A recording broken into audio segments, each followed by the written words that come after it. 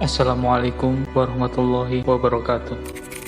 Kisah penuh hikmah yang masyhur ini aku bacakan dengan harapan agar dapat menjadi pelajaran dan pengingat bagi kita semua, terkhusus bagi diriku sendiri agar senantiasa optimis dan tidak mudah berputus asa dari rahmat-Nya. Semoga kita dapat memetik hikmah dari kisah-kisah ini.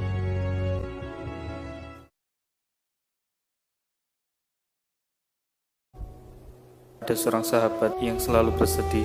Sedemikian ia bersedih sehingga guratan kesedihannya terlihat jelas dalam wajahnya. Sampai suatu hari Rasulullah bertanya kepada sahabatnya ini, "Aku selalu mendapatimu bersedih. Ada apa dengan apa yang telah terjadi sehingga membuatmu sesedih ini?" Sahabat itu benar-benar sedang dalam kesedihan. Hatinya seolah telah begitu terhimpit, mengalami tarik ulur hendak menyampaikan kepedihannya kepada Rasulullah. Kedua matanya tidak berhenti meneteskan air mata. Wajahnya pucat, bibirnya terus gemetar, tak mampu untuk berkata. Dalam keadaan seperti ini, Rasulullah selalu mengasihi umatnya dengan membawakan air kesejukan. "Wahai hamba Allah, jika engkau tidak berbagi deritamu denganku, maka engkau tidak akan mungkin lagi bisa berbagi derita itu kepada siapapun. Tidak ada yang perlu dirahasiakan karena merasa malu kepadaku. Katakanlah apa deritamu, sehingga aku akan menjadi penawarmu." Demikianlah kata-kata Rasulullah kepada sahabat itu. Beliau adalah seorang nabi yang diutus dengan membawa rahmat dan kasih sayang. Seorang nabi yang begitu lembut hatinya, penyayang kepada umatnya, sehingga dengan kasih sayangnya itu, hati yang berkarat dapat menjadi bersih kembali. Apalagi untuk menjadi penawar bagi derita sahabat. Mendengar kata-kata Rasulullah yang demikian menyejukkan hati, sahabat itu mendapatkan kekuatan untuk menyampaikan derita yang selama ini dipendamnya. "Ya Rasulullah, semoga Allah menjadikan sepenuh jiwaku untuk mengabdi kepadamu. Sungguh, aku telah berbuat dosa besar, sehingga setiap kali mengingatnya, menjadikan seluruh jiwaku larut dalam kepedihan. Sungguh, aku mengira tidak akan mungkin bisa memberikan pertanggungjawaban atas dosaku ini kelak di hadapan Allah." Mendapati sahabat yang sudah mengering harapannya ini, Rasulullah kembali menenangkan hatinya. "Terangkan saja perbuatan dosa apa yang telah engkau lakukan." Mendengar kata-kata Rasulullah ini, sahabat itu semakin menangis sesungguhnya. "Sebelum datangnya cahaya Islam, dalam masa-masa jahiliyah yang kelam, saya adalah salah seorang yang membunuh putri saya. Sungguh, petaka pada masa-masa jahiliyah itu telah memberi kepedihan yang selalu menghantui. Sampai akhirnya hanya tinggal satu-satunya putriku yang masih hidup. Saat itu istriku berkata, 'Suamiku, janganlah engkau tega menggugurkan satu-satunya keturunan kita.' Rintih permohonan istriku telah membuatku urung untuk membunuh satu-satunya putri yang masih hidup saat itu. Namun setelah berjalannya waktu, putriku telah tumbuh dewasa. Perangainya semakin cantik. Sungguh, demikian cantik dirinya, mirip lembutnya bagai bunga melati. Namun, kebodohan masa jahiliyah telah membakar jiwaku. Darah jahiliyah dan sifat keras kepala tak bisa dikendalikan lagi. Bagaimana mungkin aku rela memberikannya kepada orang lain untuk tinggal di rumahnya? Sementara itu, putri satu-satunya. Sampai akhirnya kebodohan masa jahiliyah mendesakku untuk menjatuhkan korban lagi. Terlebih dengan setan yang semakin gigih membujukku. 'Orang macam apa kamu ini? Tidakkah kamu memiliki harga diri?' kata setan.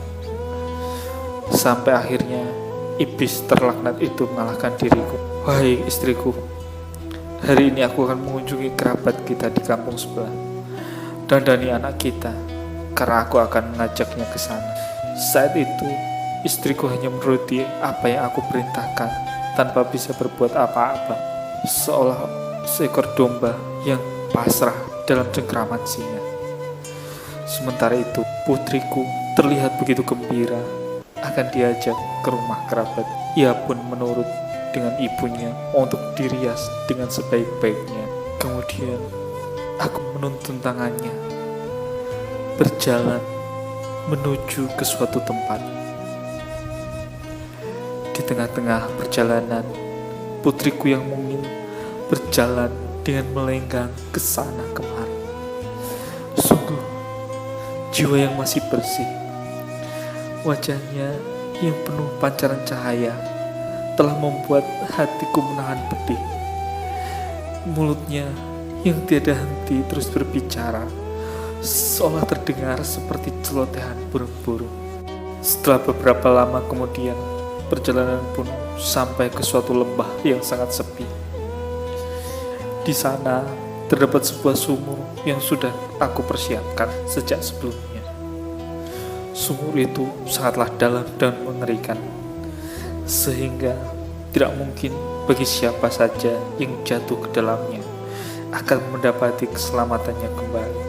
Saat itu, terik mentari begitu membakar. Hembusan pasir di padang pasir semakin mengaburkan pandangan, sehingga seolah ubun-ubun kepala akan mencair oleh panasnya. Dengan langkah perlahan tanpa mencuri perhatian, aku bawa putriku mendekati sumur itu. Dari adanya suasana hati yang lain dalam diriku, bagaikan seekor burung merpati yang terluka. Ia merintih, gemetar tubuhnya, sembari kedua matanya memandangi wajahku. Ayah, engkau akan membunuhku. Akankah kau tega melakukannya hanya karena aku seorang wanita, sehingga kematian menjadi takdirku? Seketika hatiku goyah, seolah kabut jahiliyah sedikit sirna. Akal kembali menjadi kebenaran, sehingga aku melepaskan putriku. Aku remas kepalaku dengan tanganku. Di dalam hatiku terasa ada goncangan yang begitu dahsyat. Hembusan angin topan, semburan api. Saat itu aku berharap dapat menghentikanku. Namun darah jahiliyah telah menyebar ke seluruh tubuhku. Iblis terlaknat juga tidak berhenti untuk membujukku dengan lebih keras terdengar di telinga. Dasar kamu, orang lemah. Jika kamu tidak membunuh anakmu itu sekarang, maka kamu harus menanggung malu. Harga dirimu akan diinjak-injak saat putrimu diambil orang. Apakah keadaan seperti itu jauh lebih baik bagimu? Sadarlah, cepat bunuh anakmu sekarang juga. Kemudian pulanglah dengan hati yang lega. Demikian setan telah mempengaruhi diriku, sehingga aku tidak lagi tahan dengan bujukannya. Seketika darah jahiliyahku mendidih, membuatku menjadi begitu puas. Segera aku tarik putriku dengan sekencang-kencangnya sampai ke bibir sumur. Saat itu ia meronta-ronta. Ayah, janganlah engkau tega membunuhku. Apakah salahku sehingga aku harus mati di tanganmu? Saat itu akal, hati, dan jiwaku sama sekali tidak bisa bekerja lagi. Semuanya telah menjadi buntu. Jeritan putriku telah menggema di sepanjang hamparan padang pasir. Sampai akhirnya aku melemparkannya ke dalam sumur di balik bukit. Di dalam sumur itu, air yang seharusnya menjadi sumber kehidupan telah menelan nyawa putriku. Dalam genangan air mata tangis sesungguhkan, sahabat itu kemudian menengadahkan wajahnya untuk memandangi wajah Rasulullah sambil berkata, "Ya Rasulullah, wahai permata yang diutus ke dunia." Kemudian Allah berkenan berbelas kasih kepadaku, mengutus seorang nabi kepadaku, sehingga kami mendapati jalan hidup kami. Anda datang kepada kami untuk menjadi penuntun kami ke dalam pangkuan iman dan Islam. Sampai kemudian kami menyadari betapa kejinya perbuatan kami semasa jahiliyah. Karena itulah hati ini selalu terhimpit pedih meratapi kesalahan itu. Sungguh, bagaimana mungkin hati seorang ayah dapat terobati? Inilah derita yang selalu membuatku menangis dan bersedih hati. Mendengar penuturan kisah ini, Rasulullah kemudian bersabda, Jika dosa di masa jahiliyah tidak diampuni, maka aku tidak akan tinggal diam untuk menghukummu dengan cara yang sama.